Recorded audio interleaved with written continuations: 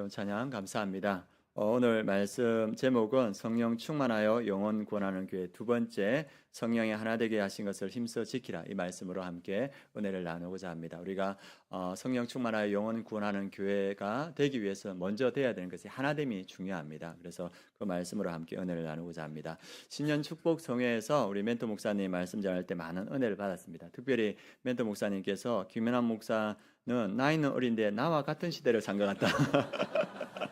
예, 그 많은 은혜를 받았습니다. 저도 빵 터졌습니다. 그래서 할 때, 예, 그래서 그 멘토 목사님 말씀을 쭉 진행하면서 그 가난은 근원이 죄다. 근데 제가 100% 동감합니다. 저희 집이 어렸을 때 가난했었는데 그 이유가 뭐냐면 아버지께서 약주를 많이 하셨고, 그리고 이렇게 화투를 많이 치셨습니다. 그리고 화투를 많이 치셔서 돈 생기면 다 화투하시고 그런 게 많았는데, 그래서 이제 늘 이렇게 뭐 그 딸리고 가시는데 늘 읽고 오시는 거예요. 그래가지고 어떤 날 중학교 1학년 때 우리 멘토 목사님은 월상을 못 내서 반장이었는데 쫓겨났다고 하지 않습니까? 그래서 저는 그때 초등학교 3학년 때 반장이었는데 아버지가 돈을 다 잃어서 소풍날이었는데 소풍을 못 갔어요. 그래가지고 그 해바라기 했던 그 기억이 납니다. 그리고 멘토 목사님하고 또 비슷한 게 뭐냐면, 멘토 목사님은 찹쌀떡 장수를 했다지 않습니까? 저는 수능 끝나고 청국장 장수를 했습니다. 청국장, 두부, 파 뭐 이런 거 판매하면서, 그래서 비슷한 시대를 살았나 이런 생각도 들기도 합니다. 그래서 이렇게 집안이 좀 가난하고 어려웠는데 아버지께서 이제 화투하시고 돈 다 잃고 하니까 또 돈이 필요하니까 저와 저희 동생들을 공장에 데려가시는 거예요. 그래서 블럭 공장에 데려가지고 가서 이제 저희들이 일을 시키는데, 제 기억은 초등학교, 중학교, 고등학교 학교 안 가는 날은 늘 블럭 공장에 가서 일하던 그런 기억이 납니다. 그래서 이게 가기 싫어하면 아버지가 좀 험한 말을 하시고 그랬으면서 이렇게 청소년 시절을 보냈습니다. 그런데 나중에 이제 동생들이 자라고 나니까 아버지를 안 보려고 하는 거예요. 아버지에 대한 상처들이 많으니까. 그래서 이렇게 보고 또 동생들이 상처가 많아서 이제 저한테도 막 뭐라고 하는데, 뭐냐면 오빠는 남자니까 아빠한테도 그래도 혜택을 받지 않았냐, 오빠가 잘못한 거 아니냐 하는데 제가 뭐라 하겠습니까? 이렇게.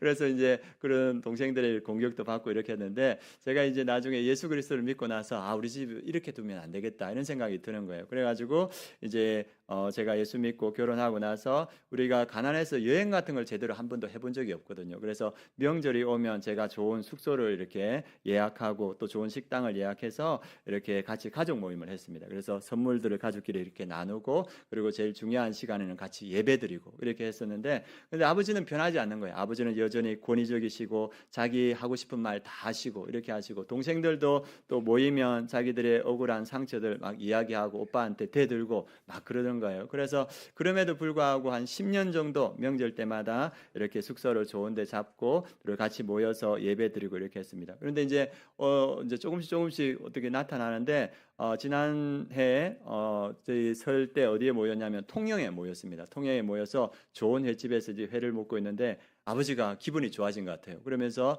우리 사위들이 최고다 이렇게 얘기하는 거예요. 그러니까 이제 딸이 아빠 우리는 하니까 너희도 최고다 이렇게 얘기하는 거예요. 그런데 아버지가 센스가 없었어요. 며느리도 최고다 이렇게 했어야 되는데 그걸 못한 거예요. 그래가지고 그게 좀 아쉬웠다는 생각이 듭니다. 그러면서 아버지가 또 어떤 얘기를 하냐면, 내가 참 잘못했다 그 얘기를 어느 순간 이렇게 하시는 거예요. 내가 그때는 잘 몰라서 너희들에게 그렇게 했다 이렇게 말하고, 그렇게 하니까 이제 동생들이 아버지를 섬기는 거예요. 그래서 이제 제가 섬기는 것보다 동생들이 아버지를 챙겨주기 시작하고 사위들이 또 아버지를 챙기는 거예요. 그래 아버지를 챙겨갈 때 막 회도 뜯어가지고 챙겨드리고 뭐 이렇게 하고, 그리고 저는 이제 아버지 방문하는데 사위들이 아버지 환경이 너무 안 좋다고 집을 바꾸든지 뭘 바꿔야 된다고 막 이런 얘기를 하는 거예요. 그러면서 이제 가정이 이렇게 변화되는 걸 봅니다. 그래서 그걸 보면서 어떤 생각이 드냐면, 아버지를 있는 모습 그대로 제가 수용하고 동생들이 상처 많은 그 모습들을 있는 그대로 수용하고 사랑으로 섬기니까 제가 변화시키려고 하지 않는데도 하나님께서 그들을 변화시켜가는 모습을 봅니다. 그래서 사랑이 사람을 변화시켜가는구나 이런 생각이 들고, 또 아침에 묵상하면서 상처 많은 저희 동생들 또 매제들 조카들 저에게 왜 붙여주셨을까 붙여주셨을까? 그런 생각할 때 하나님께서 사랑하라고 붙여주시는 거라는 생각이 들었습니다. 마찬가지입니다.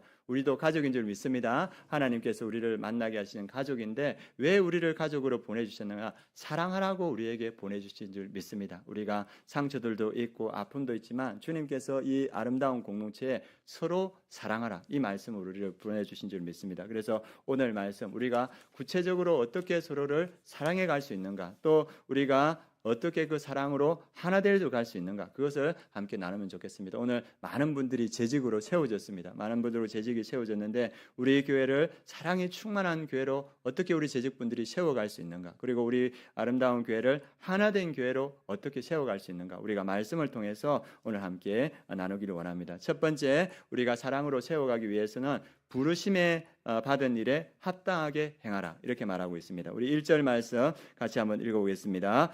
그러므로 주 안에서 갇힌 내가 너희를 권하노니 너희가 부르심을 받은 일에 합당하게 행하여. 믿음의 사람은 부르심을 받았다는 거예요. 우리 재직분들도 부르심을 받았지 않습니까? 그리고 주님께서 하시는 말씀이 뭐냐 하면 사랑으로 충만한 공동체, 하나된 공동체가 되기 위해서는 부르심에 합당하게 행하라, 이렇게 말하고 있습니다. 그러면 주님께서 우리를 어떻게 부르셨는가? 구체적으로 에베소서 1장 3절에서 5절에 잘 나와 있습니다. 우리의 부르심을 함께 읽어보도록 하겠습니다. 찬송하려다 하나님 곧 우리 주 예수 그리스도의 아버지께서 그리스도 안에서 하늘에 속한 모든 신령한 복을 우리에게 주시되 곧 창세 전에 그리스도 안에서 우리를 택하사 우리로 사랑 안에서 그 앞에 거룩하게 흠이 없게 하시려고 그 기쁘신 뜻대로 우리를 예정하사 예수 그리스도로 말미암아 자기의 아들들이 되게 하셨으니, 하나님께서 우리를 부르셨는데 어떻게 부르냐면 창세전에, 세상이 태어나기도 전에, 창조되기도 전에 우리를 부르셨다고 이렇게 말씀하고 있습니다. 그리고 그 부르셔서 하늘의 신령한 모든 복을 주셨다, 이렇게 말하고 있습니다. 하나님의 자녀가 되는 복, 죄를 용서하시는 복, 그리고 천국의 기업을 주시는 복, 하나님의 뜻을 아는 복, 그리고 성령의 인치시는 복을 주셨습니다. 그래서 우리를 어떻게 만들어 주셨냐면 그 마지막 5절에 보면 하나님의 아들들이 되게 하셨다. 그래서 우리가 정체성이 변화된 사람입니다. 여기에 있는 모든 사람들은 하나님의 자녀인 줄 믿습니다. 우리가 하나님의 자녀가 되었기 때문에 하나님의 자녀다운 모습, 부르심에 합당한 모습으로 살아야 되는데, 그 부르심에 합당한 모습이 뭐냐 하면 우리가 우리의 성품으로 이제 살아가는 것이 아니라 예수 그리스도의 성품으로 살아가야 된다는 겁니다. 저도 예수님 믿기 전에는 저는 법 없이도 살 사람이라고 생각했는데, 저는 착하던 사람이라고 생각했습니다. 그런데 예수 그리스도를 믿고 보니까 제 안에 선한 것이 없다는 걸 느끼게 됐습니다. 그래서 예수님께서 우리에게 뭐라 하냐면 너의 성품으로 살아가는 것이 아니라 예수 그리스도의 성품으로 살아가라, 그것이 부르심에 합당한 일이다, 이렇게 말합니다. 그럼 예수 그리스도의 성품이 무엇인가? 2절에 잘 나와 있습니다. 우리 2절 같이 한번 읽어보겠습니다. 모든 겸손과 온유로 하고 오래 참음으로 사랑 가운데서 서로 용납하고. 우리를 부르셨는데, 하나님의 자녀로 부르셨는데 우리에게서 그리스도의 성품이 드러나 있는데 첫 번째 드러나야 할 성품이 모든 겸손과 온유라고 이렇게 말하고 있습니다. 겸손은 무엇인가? 타페이노스라는 헬라어 말인데 낮아진 땅에 붙은, 이 말입니다. 이 말은 뭐냐면 스스로를 낮추어 다른 사람을 섬긴다는 겁니다. 겸손이라는 것은 내가 섬김을 받을 수 있는데 내가 섬기는 그 마음, 그것을 겸손이라고 말합니다. 그래서 우리의 삶에서 뭐가 드러나야 된다? 겸손이 드러나야 된다. 나는 섬김을 받을 위치에 있는 사람입니다. 그런데 내가 섬기는 자로 선다는 겁니다. 예수 그리스도가 그랬습니다. 예수 그리스도는 만왕의 왕이시기 때문에 섬김을 받을 위치에 있었습니다. 그런데 예수님께서 뭐랍니까? 나는 섬기는 자로 너희 중에 있느니라. 그래서 우리에게서 드러나야 될 성품이 뭔가? 겸손이라고 말하고 있습니다. 그 다음에 두 번째가 온유, 프라우스라는데, 이 온유라는 말의 뜻은 힘이 있으나 통제되고 하나님께 맡겨진 상태. 그래서 하나님을 신뢰하기 때문에 힘을 내려놓을 수 있는 상태입니다. 힘이 있습니다, 내게. 그러면 내가 마음껏 힘을 쓸 수 있는데, 온유라는 것은 그 힘을 내려놓고 그 힘을 하나님께 맡긴다는 겁니다. 우리 예수님께서는 모든 힘과 능력과 권세를 가지고 계셨는데 그분은 그 힘을 사용하지 않으셨습니다. 누구에게 맡겼습니까? 하나님께 맡기신 거예요. 십자가 위에서 네가 하나님의 아들이면 내려와 봐라, 이렇게 말하지 않습니까? 그러나 힘이 있었지만 그분은 힘을 쓰지 아니하고 하나님께 맡겼습니다. 그래서 하나님께서 그것을 통하여서 구원의 역사를 이루어갔습니다. 우리 마태복음 5장 5절에도 온유한 자는 복이 있나니 그들이 땅을 기업으로 받을 것이며, 자기가 힘이 있지만 그 힘을 내려놓고 하나님께 맡겼을 때 하나님께서 일하시고 하나님께서 땅을 차지하게 한다는 말씀하십니다. 그래서 우리가 드러낼 그리스도의 성품, 겸손과 온유인 줄 믿습니다. 우리가 섬김 받을 수 있지만 섬김의 자리로 내려가고, 우리가 힘이 있지만 그 힘을 하나님께 맡기며 나아가는 그 성품이 우리에게서 드러나야 된다. 그래서 이 온유와 겸손은 우리의 성품이 아니고 예수 그리스도의 성품입니다. 그것이 마태복음 11장 28절 29절 말씀입니다. 같이 읽겠습니다. 수고하고 무거운 짐진 자들아 다 내게로 오라. 내가 너희를 쉬게 하리라. 나는 마음이 온유하고 겸손하니 나의 멍에를 메고 내게 배우라. 그리하면 너희 마음이 쉼을 얻으리니. 예수님이 어떤 마음입니까? 온유하고 겸손하다 말합니다. 만왕의 왕이시고 창조주이신 예수님, 모든 것을 다스리시고 모든 것을 가지신 그 우리의 주인 되신 예수님은 나는 마음이 온유하고 겸손하니 나에게 와서 배우라. 그래서 우리가 예수 그리스도께 나아가면 그 예수 그리스도의 온유와 겸손을 배울 줄 믿습니다. 그래서 우리가 이 말씀에 하시는 말은 너희가 날마다 그분의 임재 앞에 나아가라. 그러면 나의 온유와 겸손을 배울 수 있을 것이다. 이렇게 말합니다. 이번에 지금 성경 읽기 하고 계시죠? 벌써 며칠 안 지났는데 사도행전 그까지 가는 분도 계시다고 합니다. 놀랍죠? 예, 그럴 줄 알았습니다. 저도 놀랐습니다. 또 그래가지고 몸살이 걸리셨다네요. 또 어떤 분은 지금 아침 9시부터 5시까지 성경을 읽고 계시는 분이 계시다고 합니다. 1등은 정해져 있습니다.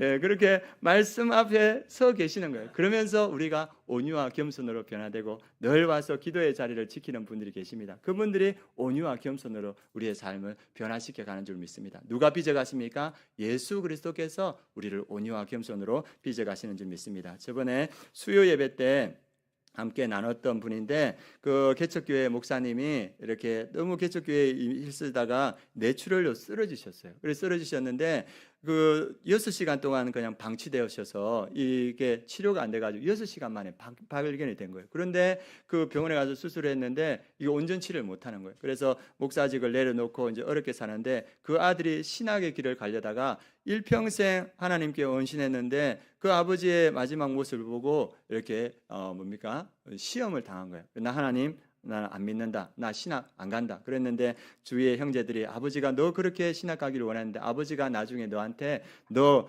공부 잘하고 있냐 물어보면 너 뭐라 말할래? 그러니까 그 마대에 마음이 찔려서 신학교에 갔지만 그 신학교에 다니면서 언제나 마음속에는 하나님에 대한 분노, 우리 아버지를 어떻게 저렇게 만들 수가 있냐, 그리고 하나님에 대한 불신과 저항으로 가득 차서 이 신학교 생활을 했다고 합니다. 그리고 교회에서 사역을 하는데 왜 교회에서 사역하냐? 장학금 주니까 그냥 마지못해서 나와서 전도사 사역을 하는 겁니다. 그리고 학교에서 공부라 오더를 했겠습니까? 공부 안 하고 그냥 학교를 다녔는데 졸업할 점 3학년 때 하나님께서 자기를 찾아오시더랍니다. 그리고 자기가 기도하는 가운데 하나님께서 그에게 말씀을 주시더랍니다. 그 말씀이 뭐냐 하면 나는 마음이 온유하고 겸손하니 나의 멍에를 메고 내게 배우라. 내게 배우라. 그래서 그 말씀을 받고 이 분노와 저항과 그 아픔이 있던 그 마음이 녹아내리고, 그 전도사님이 하나님께 고백했던 마음이 뭐냐 하면 내가 주님께 날마다 나아가겠습니다.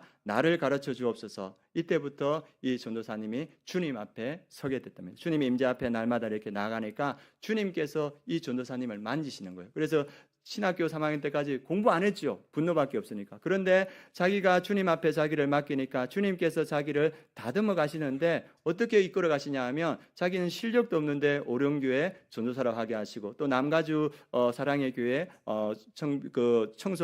청년을 담당하게 하시고, 그리고 그를 인도하셔가지고 사랑의 빛 선교교회라는 건강한 미국의 큰 교회가 있습니다. 거기에 담임 목사로 이렇게 부르시는 거예요. 그래서 자기가 이제 담임 목사가 되어서 청빙위원장님이 그분에게 받았던 목회 계획서하고 그 다음에 목사님 추천서를 읽어봐라고 줬어요. 그래서 자기는 목사님 추천서가 어떤 내용이 있었는지 몰랐는데 자기가 청빙될 때 목사님들이 추천한 그 세 명의 추천서를 보니까 똑같은 말이 거기에 적혀 있는 거예요.